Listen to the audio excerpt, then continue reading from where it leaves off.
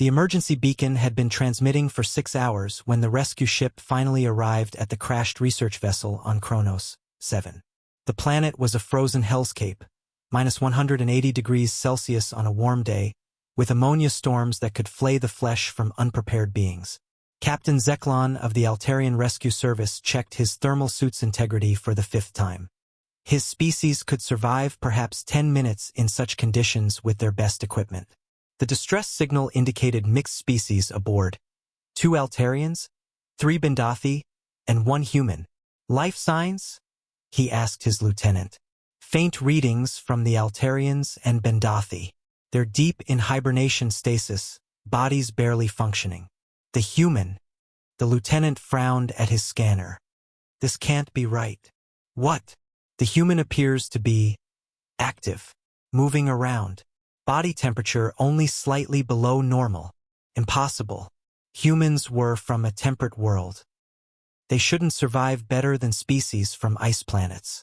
The rescue team entered through the shattered hull, their suits creaking against the cold that tried to invade every seal. They found the alien crew members first, frozen in emergency hibernation pods that were failing fast. Then they heard something that made their blood freeze colder than the air around them. Singing. They followed the sound to the ship's lounge, where they found engineer Robert Mackenzie.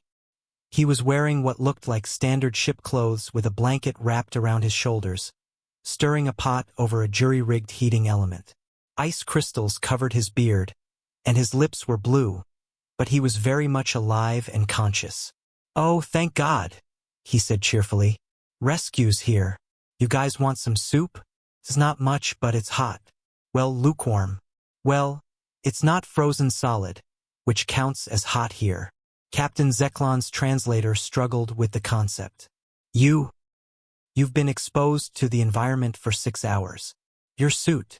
Oh, that thing? Broke in the crash. Had to make do. Robert gestured at his improvised shelter made from seat cushions and emergency blankets. First rule of Minnesota. Layers, buddy. Lots of layers. Minnesota.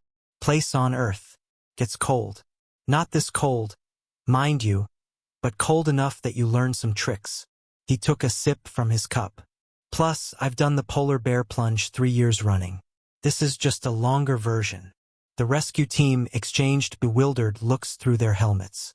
The human was treating deadly freezing temperatures like a minor inconvenience.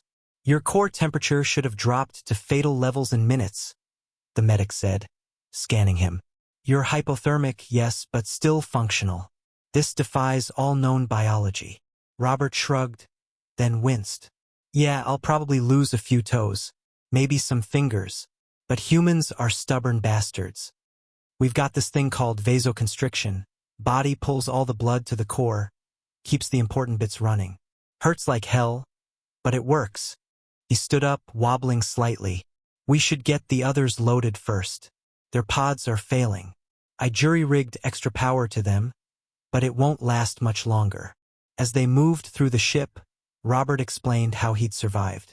He'd exercised constantly to generate heat, eaten everything he could find for calories, and even used the broken heating system's residual warmth to create microclimates.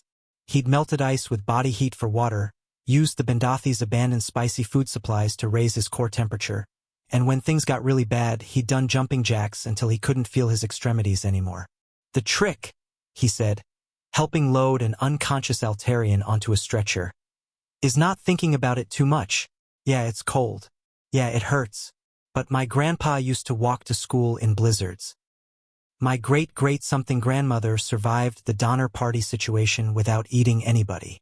This, he gestured at the frozen wasteland visible through a hull breach. This is just Tuesday in space. The medic scanner beeped alarmingly. You have severe frostbite, blood toxicity from cell death, and your organs are showing stress markers that should have killed you hours ago. I'll sleep it off, Robert said. Maybe lose some bits I wasn't using anyway. You should see what humans used to do for fun, climb Everest, swim the English Channel, run across Death Valley. We're the species that looks at hostile environments and says, challenge accepted. As they loaded him onto the rescue ship, Captain Zeklon overheard Robert muttering to himself, Still not as bad as that ice fishing trip in '98. The report filed later would change galactic perception of humans forever. A species that could survive conditions that killed others in minutes, not through superior biology or technology, but through sheer stubborn refusal to die. The kind of beings who looked at freezing to death and called it a mild inconvenience. The galaxy suddenly understood why Earth, despite having a relatively pleasant climate, had produced the most resilient species in known space. They practiced survival for fun,